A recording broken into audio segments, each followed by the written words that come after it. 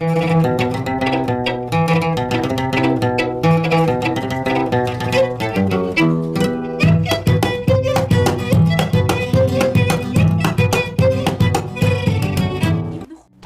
کن در این دنیای فانی که می بخشد به جانت شادمانی.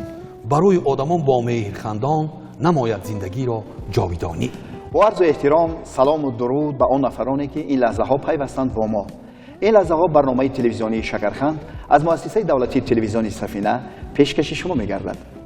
بله، البته ما کوشش میکنیم که با صحنه‌های شکرین طبع شما را بالیده گردانیم. عزیزان دل، بیایید این لحظه ها صحنه یکمین شکرخند را یک جای تماشا بکنیم.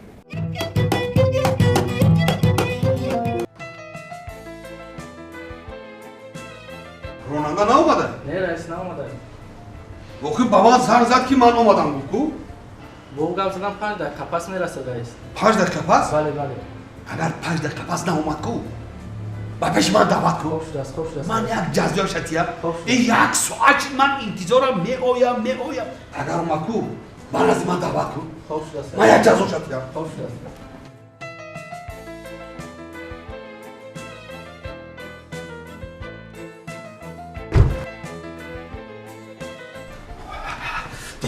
شما کجا میگردید؟ من اونجا رفته بودم. من اونجا رفتم اخی. کجا؟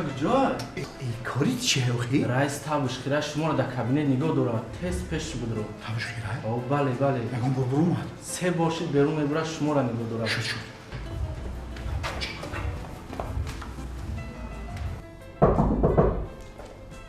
بیا درو. السلام علیکم رئیس جان. از سوزن تیجی سلامتون خوبه؟ ترکی بشی؟ نشتم یکی پوم خیلی بشی. نازه یه دکجو میگردی؟ من فهمیدم شما یک نیم ساعت من نیم ساعت پیش آمدن بودم همین در روزا برآمدم اکای خونم که یانگام گفت که بیا بریم اونجا یک دوگانش جشتگی بدیم گفتم همونجا بریم یانگام اویلتون رفتیم اونجا او دوگانش دیدیم که او دوگانش دختر همین اوچی دوگانش کو همون بیمار بود بیمارخانه رفتیم و خبر گرفتیم همین برآمدیم که گفت که بیا خونه بچه‌م که میریم بچه امکش رفتیم دیدیم اکا انا با اکا جان همون یانگام کی نمیبودم مگر من از برمختار شد گفتم یانگا شی لازم نیست اونجا عرضه از کار رفتن نیست محروچکا بگی چی؟ روشکا بگی عرضه از کار رفتن؟ عرضه من نمیستم؟ ها نمیشه ازتا؟ اخی انگام من نیست سو برده گوخش کردم نیست تو یانگا تا طرف بود شی نمیست ازتا باسه خواسته اونا کاغذ شی ارزن ما روشکا شی ارزتا نیست ارزتا نیست یکرین سال وقتا انتظار داری که حاضی میاد کاری تجربه موندگی یانگا اینجا میشی بدوید اینجا میشی الان در پیش ما بدوید یانگا خیلی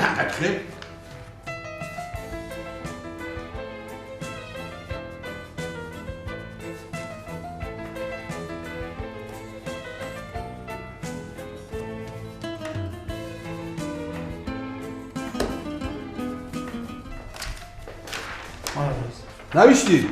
نوشتم عرضه از نام روننده با نام یانگا با نام کی؟ با نام یانگام نیستم او رئیس دنجا کی با نام یانگا مینویسی؟ میدونم رئیس دنجا شما او های؟ لیکن من روننده یانگا جانم هم ده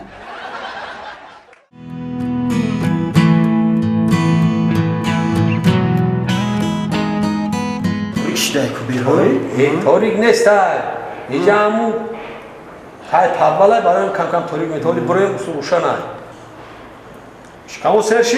ای اکا بیروی رحمت اکا خود دیگه ایسا بی اکا سیروحت کنیم اوز خونه میریم اکا خونه چخه میریم اکا پول نداریم. ای اکا روز همه هم پرابلم هاشی بعد تاکسی میبرم تونم خونه اکا خونه پول نداریم که اکا. اوز شما خودم حال میکنم چخه حال میکنی اکا؟ همی رفتم که رسیدم کو همی که فر اومدم دویدم تو بدویم که نقبم نقبمو؟ این من خودم گفتم حال میکنم کجا میریم بچه ها؟ مرکز شهر آخه کجاش میرین؟ طرف 82 من زرافشان میشه میگن طرف زرافشان شما میرین اکا با اونجا آه میرم زرافشان اکا میرین میبرم رحمت اکا رحمت گفتم کو هم یکم بیستاد امیر من یکم من که گفتم کو نه آدم خوبی تو دادارو 40 سومو میشه 40 سومون مایل گام نیست که همجا بگن همجا انا گشت نکه یک جای وسیده بیستی ما میفرویم همجا ماشین بگذار دادارو فرمودیم بچه فرمودیم فرمودیم بچه ای برادر پول نمیتی آغاز یاد هم پلای کسی خفاو گیریم که فرمودیم بچه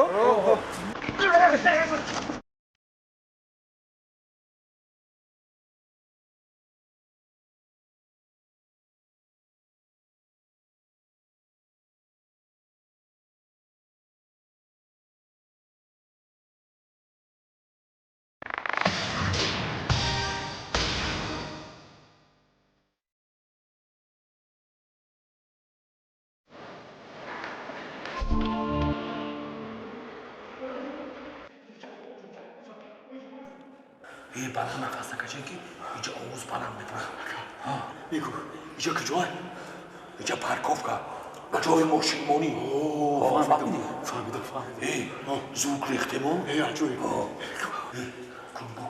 نگاه کن آمده است نیست زوگ ریختیم تاکسیس کجا شده باشا تاکسیس؟ اکا مادام جان زور گرفتیم میگی برو چی گرفتیم من نفهمیدم السلام علیکم علیکم السلام یاری تعطیلم بله دکتر من عرض شکایت دارم عرض شکایت دارم عرض شکایت داری؟ اینجا عدل نیست دادر جان خیلی مایل چی شکایت داری؟ شکم دار میکنم یعنی دستت گیر اینجا یا که اینجا؟ اینجا این میده دادر جان این سهر چی خورده بودی؟ سهر چی نخورده بودم شاه نان سوختگی دوست میدارم برایم نانی سوختگی؟ نانی سوختگی دوست میداری؟ نانی سوختگی خوردی؟ دادر جان بازی من ترا پیش اکولیست رمون میکنم اکولیست چیه؟ دکتری چشم دادر جان مالش؟ چشم من سوزه چشمات سازه؟ آی چشمات که ساز می بود کور بودی که نانی سوختگی میخوری خیلی وقت من نگیر السلام علیکم دکتر جان علیکم و سلام یوری تاجیلی همینجا ده؟ بله مرحمت ممکن؟ چی منه؟ شینه دکتر جان لبای ما توی کردم یه مبارک شود رحمت بعد همین تویام یه پرابلم پیدا شده چی پرابلمه؟ همین چشمم نمیبینه بزی آزیر مرا میبینید؟ ای دکتر جان شما را خوشو میبینه مرا خوشو میبینه انا این حرفا رو میبینید؟ یور هم میبینم دکتر جان بعد شما چرا نمیبینید؟ پولا نمیبینم پولا تویتون چند قدر شد؟